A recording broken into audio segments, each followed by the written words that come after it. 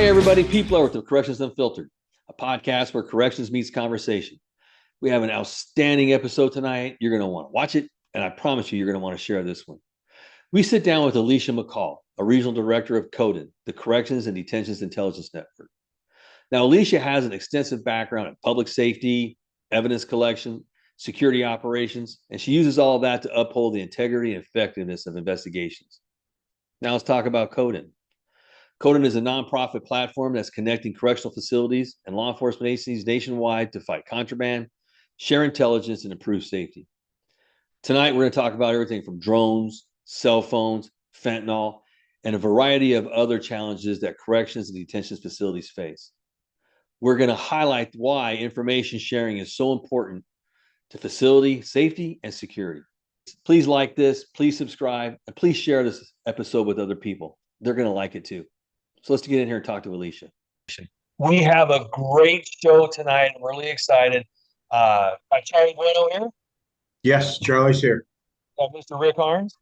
Yes, sir. Right here. I have Mr. Chris McConnell. He's here. I'm about to introduce to you Alishia McCall.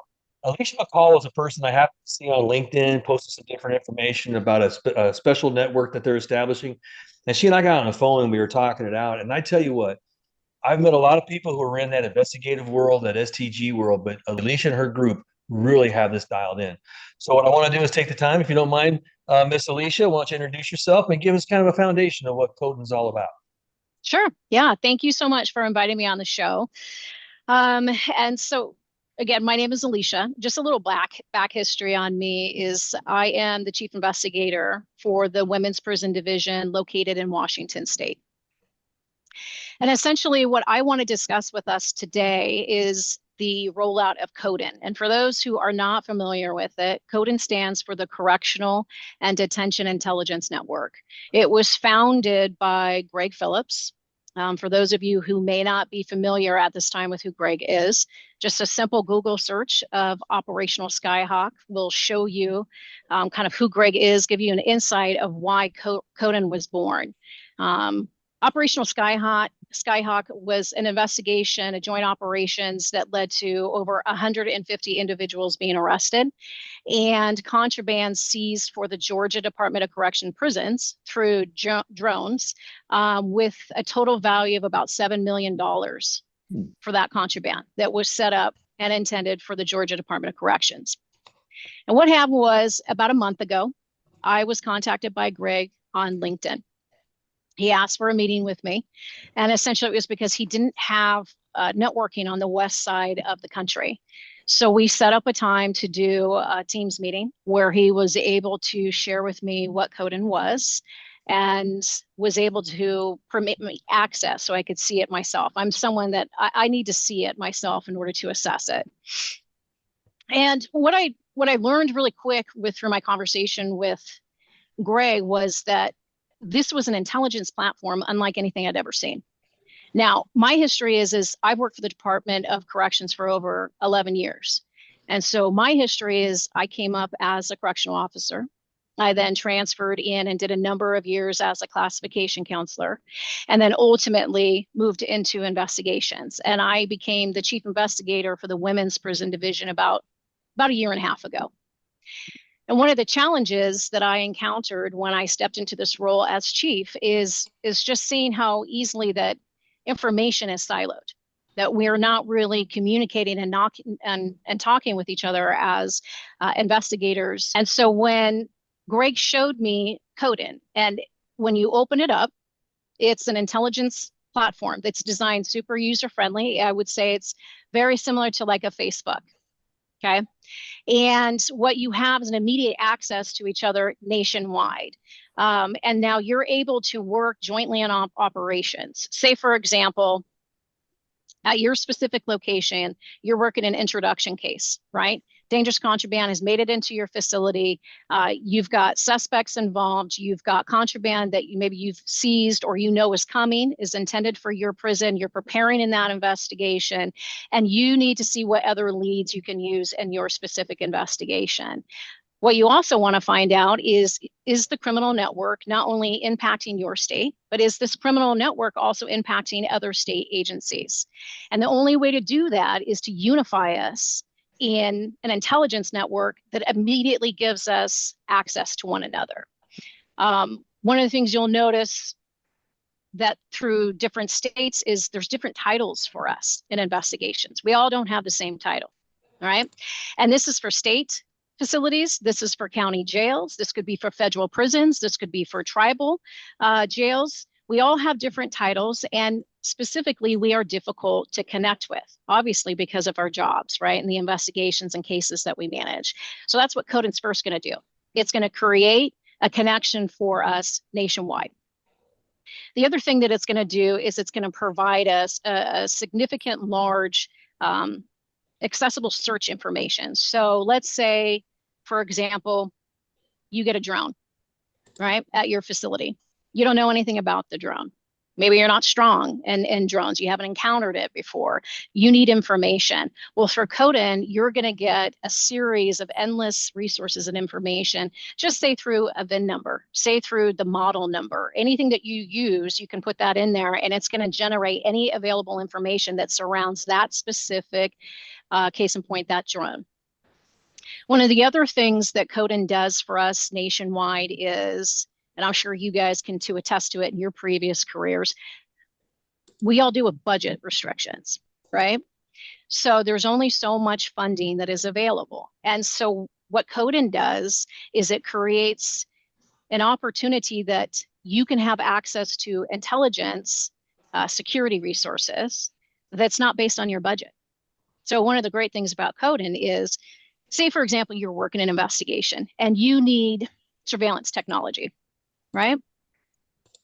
You have a vast resource available to you through CODEN that you can check out, and you can use in increments of 45 days at a time, free of charge, no charge for you. And then upon its completion and you're no longer need that device, you just mail it back into CODEN, and then it becomes accessible for the next agency or the next county that has a need because they're working an investigation. Tell me anything in this nation that can come even close to something like that. And for myself, working as a chief, I understand my state, we have budget responsibilities. We have to be fiscally responsible. So when I knew that CODEN was going to be providing this type of a resource to me through my investigations, and then it was going to be giving me a direct contact throughout the country. So it's no more about titles, right? It's all about state corrections, county jails, federal prisons. You're talking about tribal jails. We're talking about prosecutors can be involved in this as well. We all have an immediate access to each other. So when you're combating a criminal network, the only way for that to be successful is you have to have a strong, unified intelligence network. It's the only way it's going to work. And that's what CODEN brings. It unites us in the country in a way that I had not seen accessible prior to receiving that information from Greg. Hi, Alishia, and welcome to the Corrections Unfiltered podcast. First and foremost, I'm glad to see this type of network. In my opinion, correctional facilities seem to receive the least amount of attention within the entire criminal justice structure. But when you take, bad people off the street, gangs and criminal organizations, and you place them all together, what you have done essentially is combine a mountain of intelligence, but also a mountain of criminal activity. It's an untapped treasure trove of useful intelligence. And correct me if I'm wrong, but that's where CODEN comes in. That's exactly where CODEN comes in. So one of the most impactful, dangerous contrabands in any correctional setting is a cell phone. Mm-hmm. And once it enters that secure perimeter, it is extremely difficult to sniff out, find, right, without substantial leads to isolate its location. But a cell phone in a corrections facility can allow a criminal network to operate not only in the correctional setting itself, but to operate in the community. Because it is unmonitored, uncensored communication. So if you're a criminal network operating inside of a correctional facility, which is essentially what a contraband cell phone can do for you. You can move product in the community. You can stage and plan for introductions. You can coordinate with your associates in the community that is essentially undetectable through our standard intelligent operations. So when you think about CODEN and why we need to work together in purpose, sharing our information, it is the only true way to combat dangerous contraband right now that's impacting our nation. Do you find, like, how long has Codin been operating? CODEN is brand new. I would say that CODEN was up and running, and Greg began our conversation about just over a month ago. Greg Phillips just recently was presenting at the ACA Summit last month in Colorado. He had an opportunity to present out to stakeholders in a large-scale setting to advise them of what CODEN is. And it's a needed resource in intelligence. And I think that people who really understand this are people who do the work themselves. So, for example, someone like me, who probably patience is not my strongest virtue, right? When I need to make a connection to someone because I have a question, I need a resource, I need to seek clarification, I need to make that connection immediately, right? Because I have a responsibility to develop actionable intelligence and report that out to my stakeholders who depend on me to develop that intelligence. So, for example, if I need to reach out to a county jail, it's very difficult to get the right person on the phone unless I have a direct access to them. So when we start pulling everyone into CODEN, and everything takes time, it takes time. But once you start uniting us and we see that there is a benefit in working together on investigations, joint operations, this will provide opportunities for advanced training opportunities for people in this type of work. The resources of surveillance technology devices that will be accessible to people at no cost, right? And then just the overall management. Now we have an opportunity to decide, do we want to do individual state charges when we're confronting criminal networks? Or do we want to do a joint operation, and is the intention to send it and push it forward for federal charges? That's a way to unite us, and currently in a setting that I have yet to see prior to CODEN, but it's new. So it's going to take some time for that information to get out. And it's natural, I think, for people to be cautious of something new, specifically in our kind of lines of work. We're naturally cautious to things, but there's an entire secure vetting process that occurs before anyone's going to be granted access to CODEN. And that's why, you have regional directors in the country that will be responsible for that vetting process, that screening process before anyone will be given access to CODEN. And one of the other benefits, if I could just add to this, is that, what Greg did is he created CODEN as nonprofit. And I go back to budgets. So in order to access CODEN, you have to have a membership through RIS or ROCIC. Now, that is a security vetting screening process in itself. It's used all over the country through multiple law enforcement agencies. Most people in that field are already familiar with that. Once you get vetted and access to RIS or ROCIC, you're going to receive, like, for example, myself, 3 hours of training. They're going to verify your organization. They're going to verify your job. They need to know that your job description aligns with accessing this confidential and privileged information. Once you make it to that level, then what happens is the CODEN regional directors will get involved. And then we're going to go through that same secure vetting process again before individuals will be granted access to CODEN. As an officer, when I worked intake, and I was intaking the inmates into the facility, what benefits would that be for me? Well, essentially, the only people that will be accessing CODEN will be established, essentially investigators, right? So, Okay. If we look at it in the sense of, but how would CODEN be useful in an intake setting? So, for example, I'm a main facility hub. I have a reception and intake processing, right? My investigation unit, we work very close with the reception staff down there. So let's say, for an example, an officer has an incoming chain. They've got suspicion that contraband's attempted to be introduced into the facility. Our case in point for our specific facility, we have the advancements of the security body scanner X-ray technology, right? So that's part of our process. Let's just say that contraband is seized, right? What we're going to be doing is starting to build an investigation. Now, what am I going to do with that? I'm going to get the information from the intake officer. Tell me what you saw. Tell me why did the concern arise, right? Like, let's get all of the documentation, the who, what, when, where, why. Let's get the reports coming in. Let's get the video downloaded. Let's get basically a case going. And then what I'm going to do is I'm going to use Codin, and I'm going to trace back where this person came from. So when somebody tries to introduce contraband into my facility, and they come from an incoming transport, the first thing I'm doing is I'm tracking down the county jail. I want to know how long they were there. I want to know, was there any canine responses? Was there any reports of behavior, suspicious behavior relating to contraband? I want to know if they had body scans.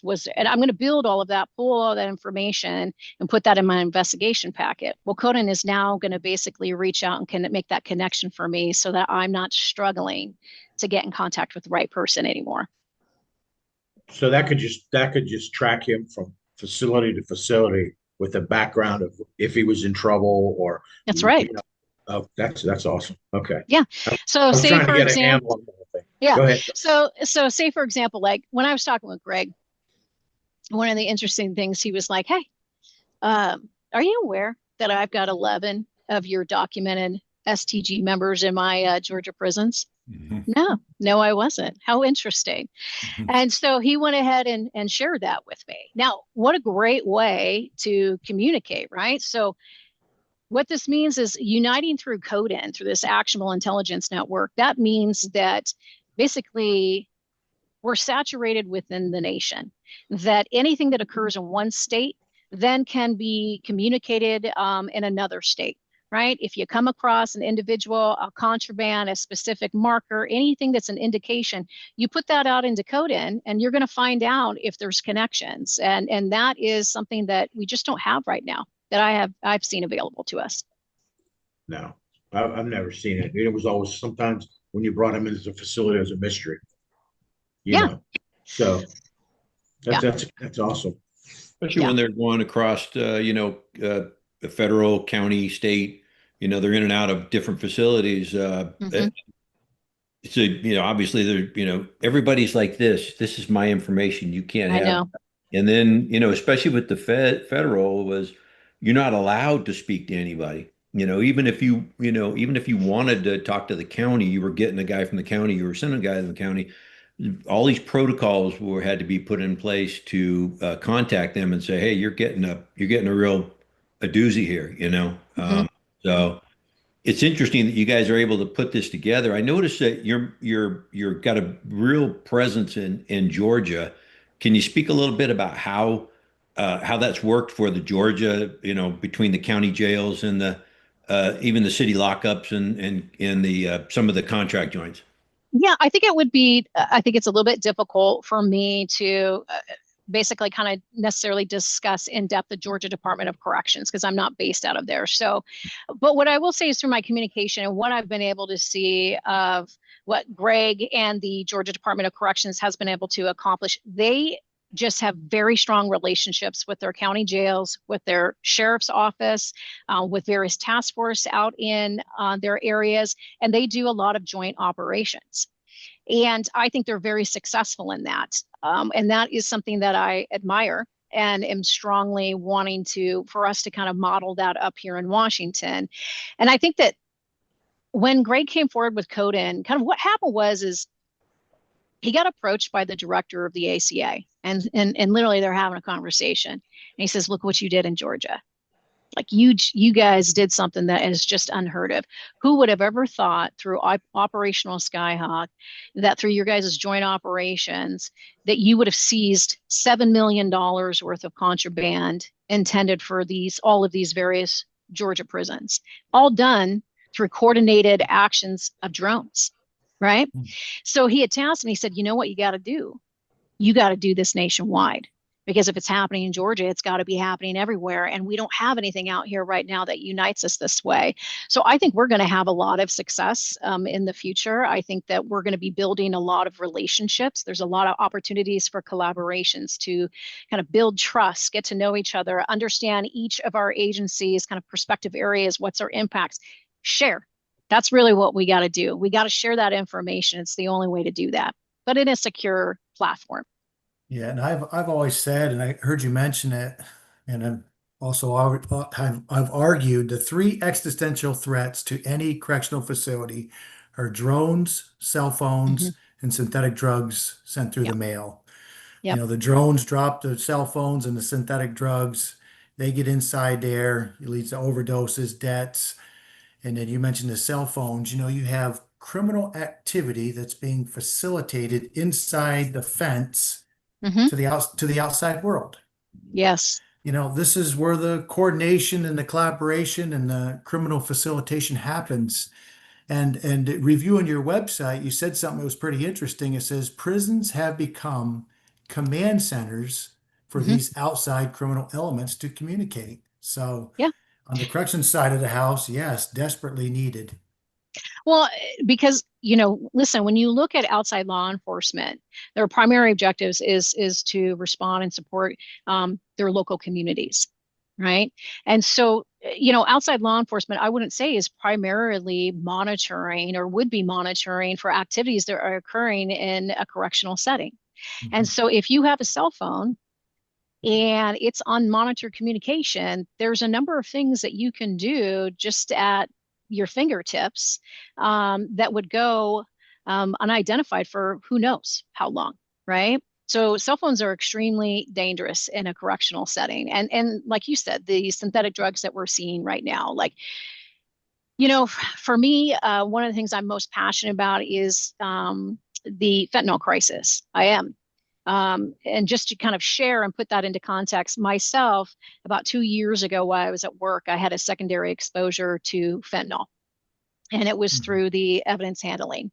And I had an emergency response. I was Narcan twice. I would say it left a lasting, very humble impression on me of the dangers of fentanyl. And I think it was the DEA that had put something out in, 2023 that overdoses are the leading cause of death right now for the country between the ages of 18 to 45. It's the leading cause of death right now. Wow. That's how dangerous this is. And so when you get something like dangerous drugs into a correctional setting, it can wreak havoc. And so we actively work to fight dangerous contraband. And so I love the opportunity of leveling up, so to speak, and working with other subject matter experts in different states and working collaboratively on dangerous contraband of how do we confront it? How do we stop it? How do we isolate it? And that's going to come from us working together through CODEN. So it's good stuff. So how are you guys, how is CODEN getting around all these basically firewalls that these agencies have set up? How do they going to get them to actually coalesce around a central idea like CODEN? Well, I think in a lot of ways we already have it in the country. When I started, having these conversations with others, I think one of the first kind of questions I got is, well, why is this different than other things that we're doing? We have intelligence network where we're meeting once a month, or we're meeting once a quarter, and we're reporting out and we're sharing information. So why is CODEN different? My response to that is, who's in the room? Who's in the room? So if you're having those discussions on an executive leadership level, and you're not including what I would say is the investigators, the actual individuals who are working these cases, you're going to have a silo of information. And the reality is, in order to be successful in investigations, you have to have continual communication and access. It's never going to be enough to meet once a month, once a quarter, to kind of report out of your areas, the trends or discoveries or finds. We have to be committed in purpose, and we have to be communicating every single day, because that's how quickly dangerous contraband can impact a facility. So we have to have access to it. So I think it takes time. And I think that once people see what CODEN can do, and they see it for themselves. And I think it'll come from probably their first big break, right? They'll be using Codin, they'll be networking with somebody, they're going to have a successful case, and they're going to feel really great about it. For myself, I use it all the time. I always want to know what people are doing. I want to get on because we have an ability to share information with us, with each other securely. So I'm seeing right now in real time what is occurring in other states. That is powerful information, right? Because if I'm tracking the I-5 corridor and I'm watching what's happening in California, now I'm watching what's happening in Oregon, I'm naturally anticipating what could potentially be outside my gates. And that's what we should actively be doing, is looking, what should we be, how do we share alerts with each other? Right? This just hit our facility. This is what it is. Be on the watch for it. So I look forward to opportunities like that. That's why I continually kind of jump into Codin. I'll share information myself. Hey, are you guys aware of this? Hey, this is what we just kind of discovered in the course of our investigation. And I make sure that people have access to that information, because a lot of times we're using the same types of technology. So I want to make sure that they know what we find. You make a good point. Like you said, we have these information sharing platforms, but they're usually kind of like this, or you're in a room where you're talking about it, whether it's training, group training, whatever. But to officially, put it into use, that becomes our stumbling block. And it's good that you guys are throwing this together. It's much needed. Been needed for a long time. It has. And, like myself, a couple weeks ago, I was dealing with something that I'm not sure if we had touched on this, but I needed to make contact with a county jail, and I didn't have an established contact there. It took me an hour and a half going through the automated system, trying to be connected to the next person, to get connected to the next person, to wait for the call back from this person, to be able to have conversations regarding a transfer that had just arrived at our facility. It's not efficient. We need to streamline our processes. And really what we need to do is build relationships, right? I want, what I would hope is that anyone would reach out to me at any given moment if they think, hey, you know who might have this information? Alishia. Go contact her right away. Shoot her a text. Send her a message through Codin, because I'm going to respond to them quickly. And if we can work on that through Codin, and really people understand why this is to our benefit to share information and have these partnerships, we really kind of strengthen the security of our correctional settings, right? Yeah. And I love your website where it says, and I'm paraphrasing, Codin's mission is to bridge the gap, like you said, between corrections and prosecutorial agencies. And if the goal is to, detect, disrupt, dismantle, destroy these organizations operating inside and outside our correctional facilities, I'll throw out that other word I think we were hitting at, that other D word, deterrence, prosecution, because that is a high deterrence. The consequences, the fines, the court, criminal record, incarceration for this type of illegal activity, it's a game changer in my opinion. Yeah, it is. And I'll touch on that, Chris. I love that you talked about prosecution, because that's exactly where my mind is at. One of the strongest deterrents of dangerous contraband entering into a correctional setting is the consequence of new criminal charges. And that's why I think it's so important for state agencies, whether they're state corrections, county jails, whether it's federal, whether it's tribal, that you have strong and existing relationships with your prosecutor's office. And that is something that I have actively pursued in the last year and a half at my location here in Washington. And I think that when that message drives home that this is not where you want to do this, right? Because if you're caught, we're going to build a case and it's going for charges. I think that causes people to hopefully pause for a second, right? The risk versus gain. What's the outcome of that? And then, you take it something that I'll take that I think in my conversations, I haven't heard people say very often, but I think I told you guys, I did about 5.5 years in classification. And I worked in all different custody levels, right? Had a range of individuals that I managed on my caseload. And so when I think about Codin and what Codin can do, and its mission, it's not just combating criminal networks. It's creating a safe environment in correction facilities. It is. And that's our responsibility. It's our responsibility to the population. It's our responsibility to the staff. And it's our responsibility to the community. And so when you think about the pathway to incarceration, for example, women, they have three primary categories for the highest likability of incarceration, and that is a diagnosed or undiagnosed mental health disorder.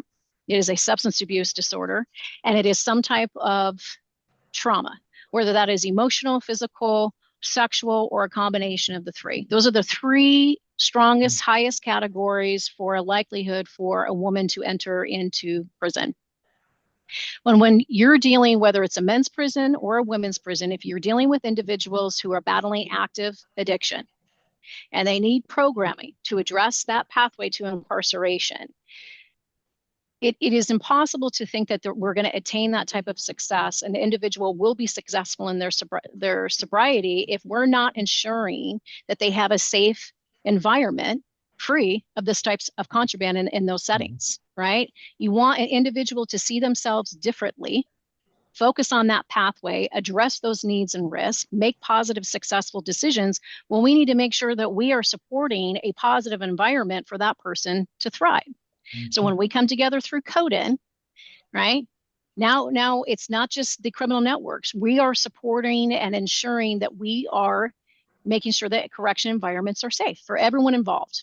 So that's why I really commend what you're doing, because if we can start connecting in these dots and networking with each other, the correction environment is going to be so much safer, but we got to get there. Yeah, no, I agree with you 100%, Pete. I think that there's validity to, what people are reporting out, right?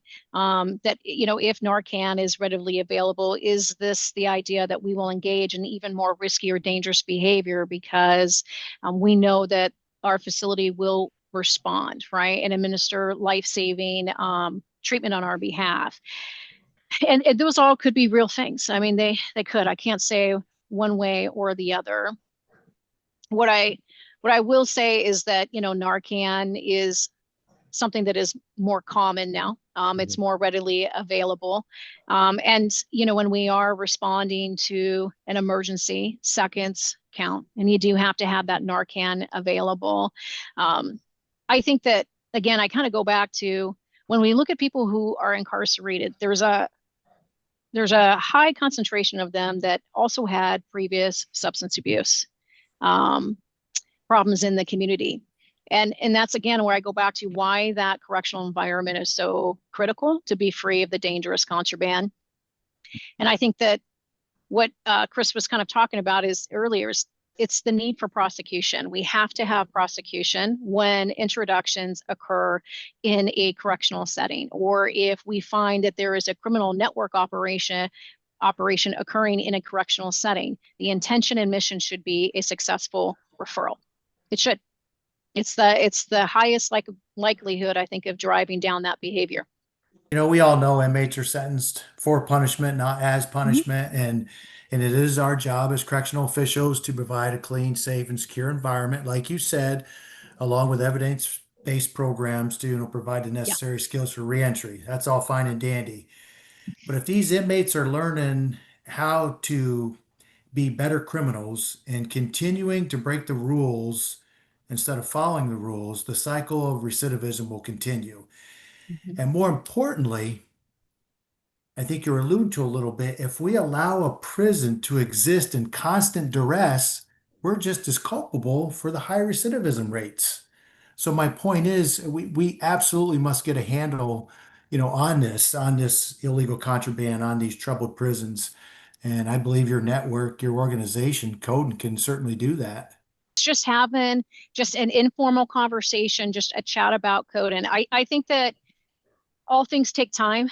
Again, it's more of reporting and sharing and encouraging people, hey, check out CODEN. Hey, like for myself, if you're on the West Side, reach out to me. If you're not, I don't care where you are in the country. If you got questions about CODEN, contact me. I've actually had a lot of successful inquiries from people in the country currently asking about CODEN, and we've been in some great communications. And really what they're doing is they're like, hey, how do I get this information to my executive leadership? So we've been having some really good conversations about what that's going to look like. And I think it's just a matter of getting the word out. CODEN's not going anywhere. I can tell you that. It's going to be here.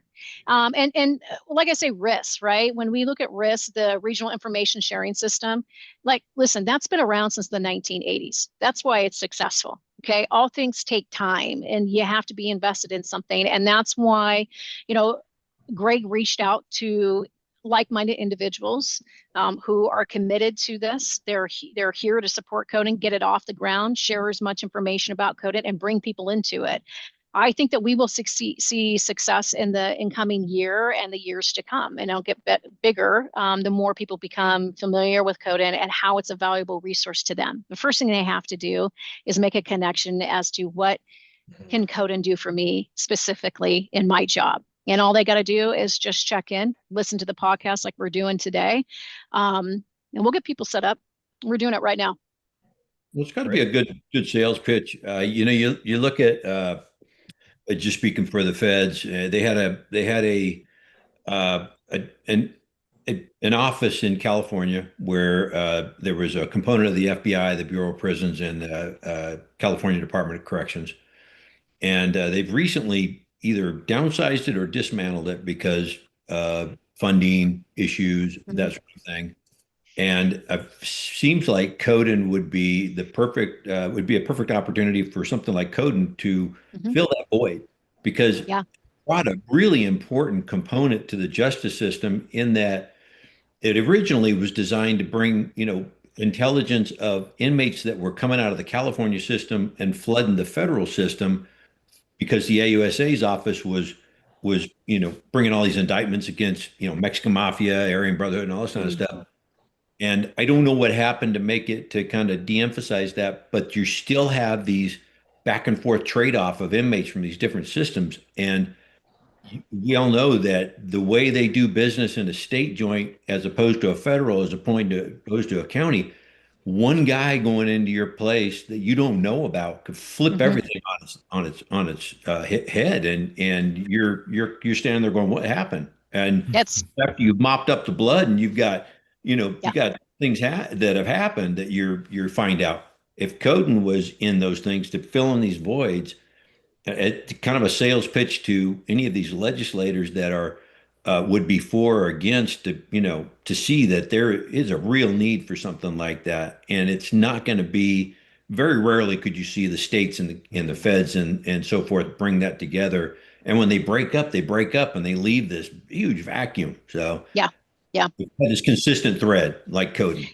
Yeah, I think that's amazing. I'm glad that you touched on that, Rick, and I really appreciate you taking the time to kind of see this from a larger perspective of what exactly CODEN can bring. And that's the reality, is that, like you were just talking about, even myself, we have people that transfer to us from the feds, right? I have a responsibility to the safety and security of the population, staff, volunteers, right? Every single individual here at the facility, I have to know if there are any concerns about people coming into our facility that I need to be aware of in advance, right? This is how CODEN is going to streamline that communication for us. And the more that we get comfortable having these immediate contacts and these conversations, we're readily sharing this information that really keeps people safe. That's the issue. It keeps people safe. So I really appreciate you kind of capturing that. That's great. Yeah, I always felt like you were kind of, when you're intaking somebody, an inmate, you were like in the last line of finding out information. And in my case, transferring from the prison to the county jail, sometimes when they transferred them, you just got the basic information. There was no paper trail that followed them that told them their past, which that would be just an amazing tool to have on your belt, to be able just to talk to somebody and say, hey, you can talk to your SIS and say, hey, can you find out, I brought this guy in and I did, you have a question, maybe they can answer it for you. But that whole network of bringing information together. That's amazing. And It like you is. said, safety and security. That's what it's all about. It is. It's all about the safety and security. And I think what a lot of people don't always understand or may not be aware of, like, my contacts in the county jails, a lot of the county jails don't have designated investigators. They don't. No, They may have uh, a canine handler, right? And so we didn't. when I've had conversations with them, they've told me, like, hey man, we're sitting on a gold mine of information, but we don't know how to get it out, and we don't know who should we be sharing it with. Well, okay, let's bring you into Codin, right? Let's streamline this communication. And that's where I think a lot of times county jails need support as well too. They need to have a lifeline. If you're sitting on information concerning information, you need to have a point of contact for those transfers that are going to be going to, say, for example, state correctional facility. You need to be able to reach out to somebody and share that. That really, the ability to streamline communication between all of us in the country can, really make a difference of life or death, right? If Oh, yeah. something's occurring in a county jail and someone's coming into a correctional facility and they're carrying a dangerous package, and that correctional facility doesn't have any advance notice, that very well could get into a correctional setting, and it's going to harm people. So Yeah. It's just a big thing. And I think county jails need more support. And I think that this is going to be amazing for them. I'm super interested to see their involvement in it and what they want to be able to share through Code. And I think that they've got a ton of information I'm looking forward to kind of chatting and sharing together. I think about like where we're at. I'm located in Coeur d'Alene, Idaho. So we got Kootenai County sheriffs here that's covering up. Yeah. It's got tribal areas and all that around here. And then right across the border, you got Spokane, Spokane is pretty dicey. Mm-hmm. They get guys from Spokane into Kootenai County and locked up, and they have no idea who this guy is, except for what they might share with them from the police department in Spokane. Yeah. And like you said, they probably got a canine handler, but they don't really have an investigator. Nobody's really assigned to it. No. Designated position, and this information hub would be incredibly useful. It's like Charlie alluded to. You get these guys in, you do an interview, you maybe got a hinky feeling about them, and so you park them in seg for a little bit, but you can't keep them in there indefinitely. And the next thing you know, they're out in population, and you find out why you had a bad feeling about them. Yeah, Mhm. absolutely. Yeah. Well, and a lot of the county jails, again, they don't necessarily always have investigators, and they some of my contacts, they have a canine handler, but they also need support. I've had these conversations with canine handlers, and they've kind of expressed at times like they're overwhelmed. I'm not really sure what an investigation would look like. We'll talk about, well, how are you doing on managing your phones? Are you monitoring? Are you kind of monitoring mail? Like, what does the intelligence look like? And I think that they need support in that area. And that's what I think, again, CODEN brings, because now you've got access to local resources in your area of investigators who conduct these large operations on a regular basis. Let's pour some support into you, right? Let's get some resources to you. And then in exchange, we're having this mutual benefit of a relationship, because, you're going to be contacting me and telling me, hey, there could be a concern. We've had some incidents pertaining to this particular individual. They're going to be transferring to you. It's that information sharing and support. And I love that aspect of CODEN that is coming forward. So it's good stuff. Yeah, and just because you're not the big city, you're the little county sheriff. Yeah. Criminals have no boundaries. You could have the biggest criminals in the little one sheriff, one jail cell town, just like you could in the big city. So that Sure. being able to have access to that information, like there again, could save lives. And It does. Anybody. you know who's in your facility then. Mm-hmm. Yeah, that's a great tool.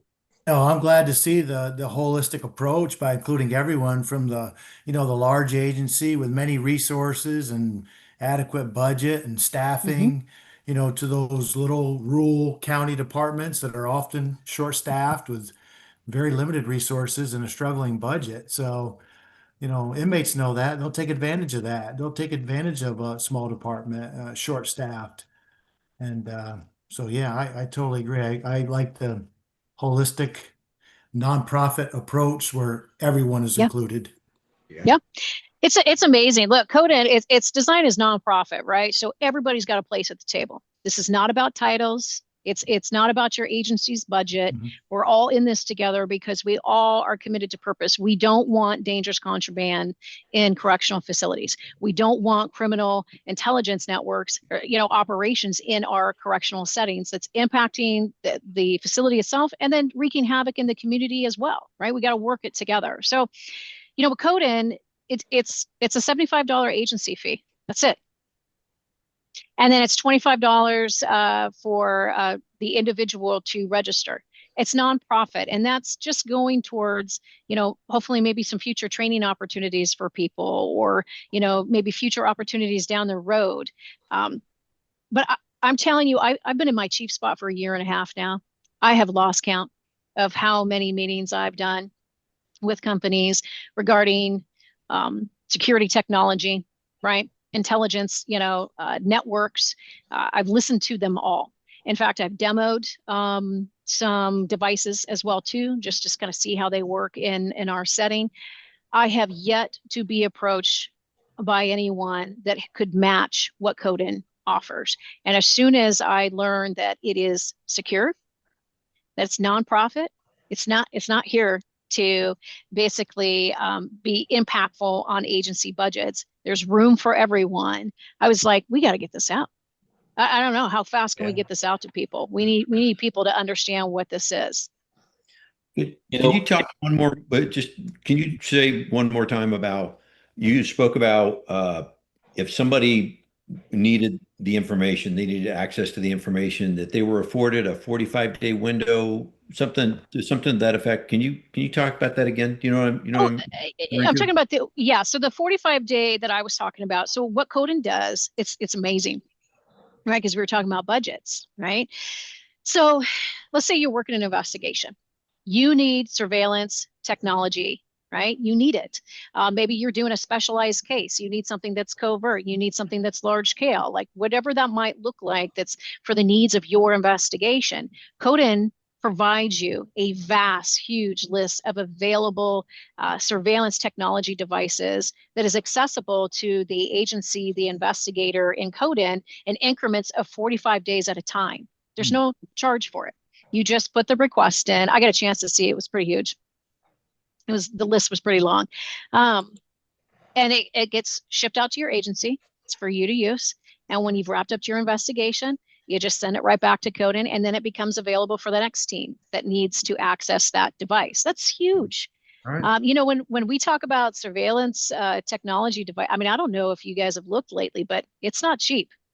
It's not cheap. It's expensive.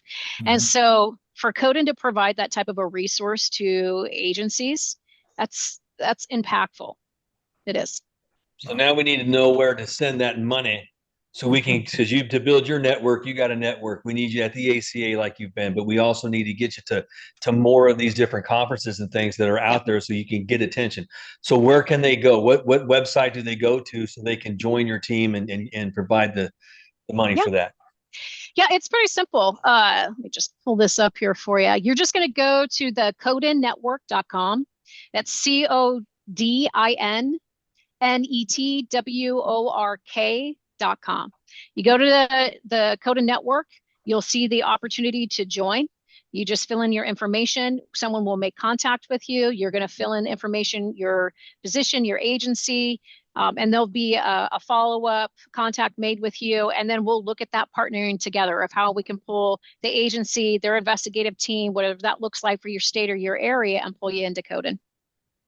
Well, just to let you know, I signed up 2 nights ago. You did? Oh, That boy. doesn't surprise me. Got to set the example here. Got to set the example. Yeah. Always. Interesting. What a great conversation. If Yeah. your simple goal is to disrupt, dismantle, and destroy criminal networks operating inside and outside of facilities, sign me up. I'm all in. Full stop. Spread the word. I support the 30 movement. years ago, when all we had was the black book, Yeah. Remember that? Remember the black book? Yeah. But if you're truly into, let's say, saving your facility, You would be crazy not to just join this. That's exactly right. You got nothing to lose. That's a hub of information that, like, again, say it again, it could save a life. Easy. Yeah. And the good thing is we're just warming up. We're just getting started.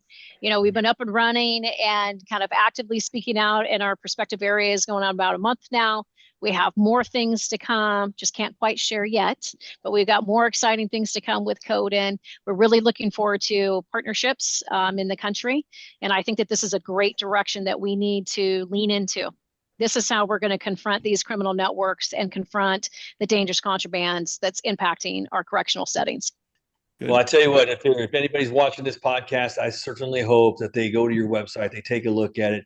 It's impressive. It's easily laid out. You can after just going through it for a few minutes, you're engaged with it. You know what's going on. You know the representatives. You can see that you're still searching for more representatives, and we certainly hope that those areas reach out and network with you, so they can start. You can start getting this network even more filled in. So, fantastic information. Did anybody have anything else or? Oh, thank you, Alishia, for being with us. Thank you. Good. It was really nice to meet you guys. I super appreciate the time just to kind of chat tonight and just talk about CODEN. Appreciate the opportunity to be on here. Thank you so much. Now, what I'll do is I'm going to ask you, though, we come back together, say in a couple of months, so we can get an update on where you're at. Exactly. That's what I was just going to ask. Yeah, I'll be looking forward to it. Yeah, I'll be looking forward to it. Nice to have somebody else from the Pacific Northwest on here. Yeah,